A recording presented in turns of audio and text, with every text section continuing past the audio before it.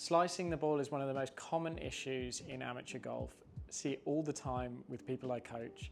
The ball curves for the right-hander left to right, you lose a lot of distance and you're constantly playing out from under the trees.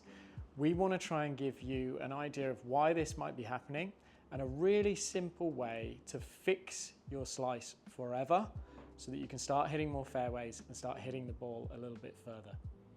All right, so what's actually happening when you hit a slice is that the club face is open to the path that you swing on, and generally people that slice the ball will have a path that moves across the ball this way.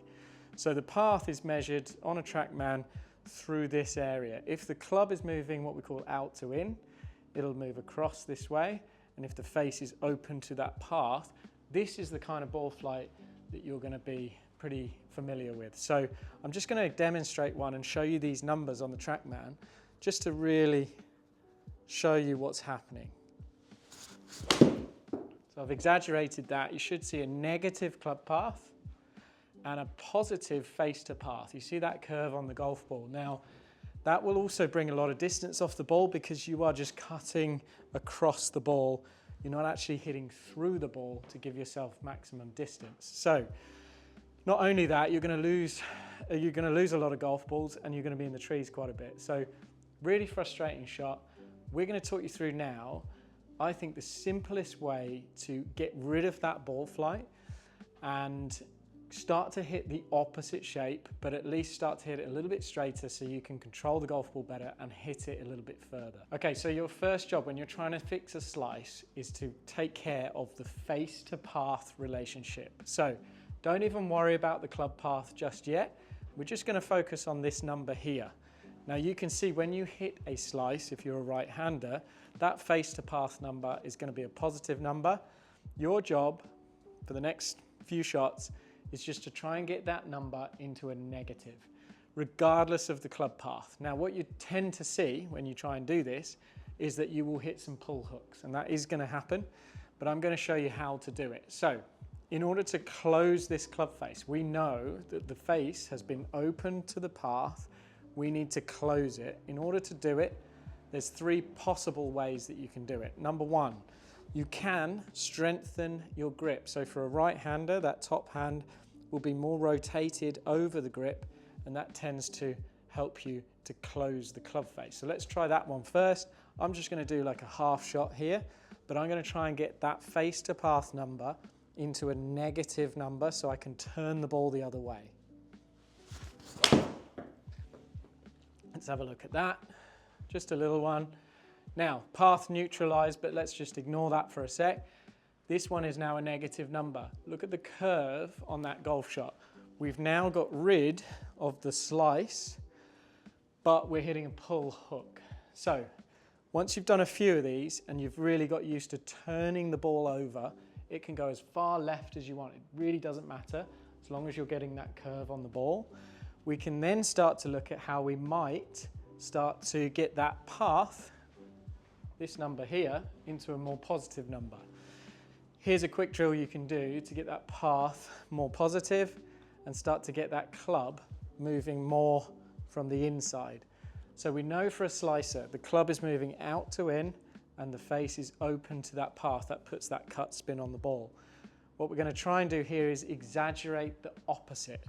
So a drill I love to do with no external objects here, we're just going to get the left foot forwards and the right foot back, which creates all this room.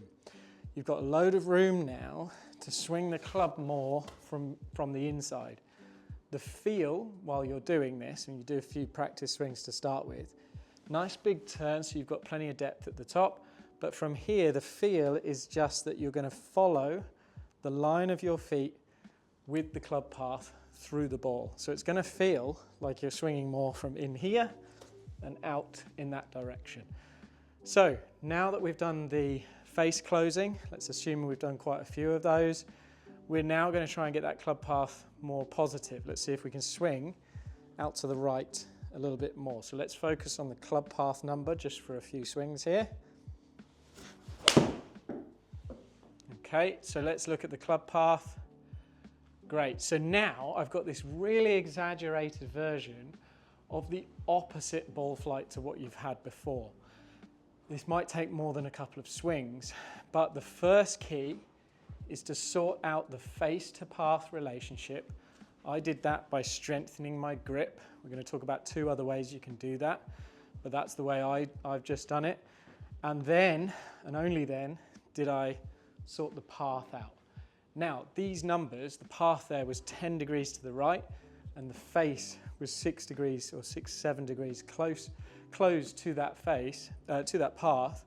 That's probably a little bit too much. That's going to create a little bit too much curve. So when you start to get this big curve, that's the time to just neutralize the stance again and see if you can hit the ball just a little bit straighter.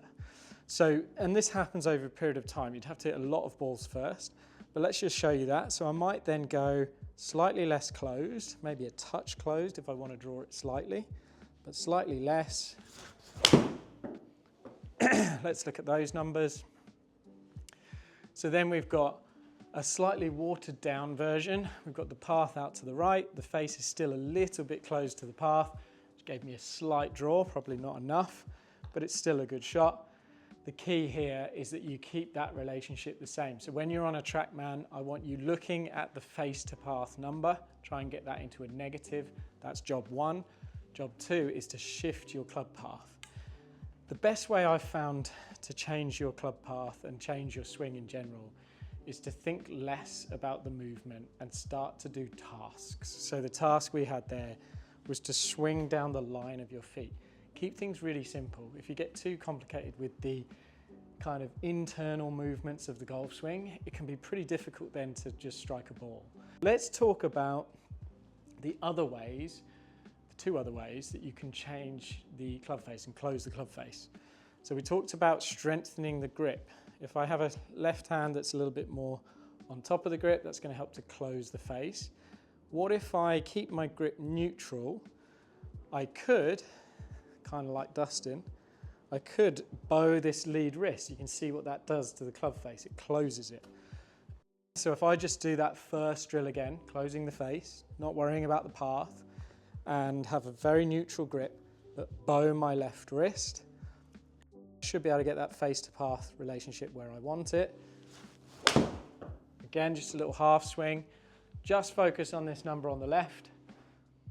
That's a negative, and you can see the ball curving from right to left. So that's another way you can do it. I don't particularly like the feeling of bowing my wrist, so I don't do it, but each to their own. So again, same process. I've changed the face to path relationship by bowing my wrist and closing the face. Ideally, you would do a lot of shots doing that first. And then the second job, same thing. Close off the stance, try and follow the line of your feet with the golf club and bow the wrist at the same time. So let's see if we can do that. So this will be quite an exaggerated one. Yep, and you can see the shape there again. The whole goal when you are slicing the ball is to try to hit the opposite shape. If you can do the opposite extreme, and if you can hit that ball with a huge right to left shape, you will be able to neutralize the flight at the end. That's the second way of closing the club face. The third way, and again, let's just assume you have a neutral grip. The third way can be a little bit more dynamic. You can feel that your right forearm is just overtaking the left so that you're closing that face dynamically through the ball. Some people will say this is flipping. All good players have this release of the head and they get that face rotating through the ball. I would class a flip as more this way. So don't worry about that. Let's just get that face closing. Feel like the toe of the club starts to point into the wall behind me. So again, same process. Fix the face to path relationship first. We're going to do this with a neutral grip, and I'm just going to feel like the toe turns over. So this should go a long way left. Good.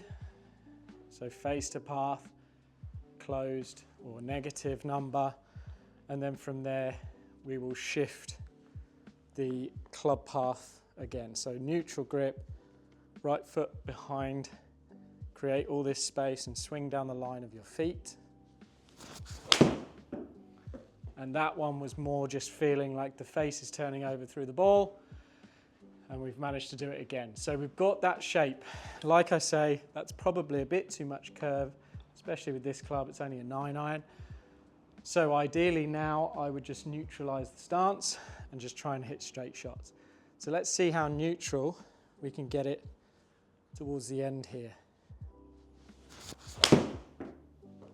That would probably just be my normal swing.